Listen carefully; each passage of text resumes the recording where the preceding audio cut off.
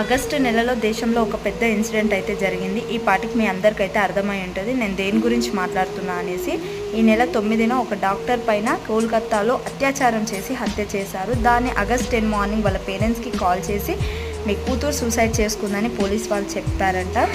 అసలు సూసైడ్ చేసుకున్న వాళ్ళు ఎవరైనా బట్టలు విప్పుకొని కళ్ళలో నుంచి బ్లడ్ రావడం, మెడ ఎముక విరగొట్టుకొని, ప్రైవేట్ పార్ట్స్ నుంచి బ్లడ్ రావడం, చేతి గోళ్ళన్నీ కట్ చేసుకొని సూసైడ్ చేసుకుంటారా? ఈ సంఘటన గురించి విన్నా చూసినా ఎవరైనా కానీ ఈజీగా చెప్తారు చిన్న పిల్లల దగ్గర నుంచి ఇది సూసైడ్ కాదు, ఎవరో కావాలని హత్య చేసిరని.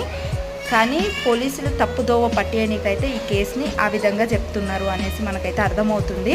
ఈ కేసులో ఒక్క నిందితుడైతే లభ్యమైండు, కానీ చేసింది ఒక్కడు కాదు, చాలామంది కలిసి చేసిరని అయితే తెలుస్తుంది.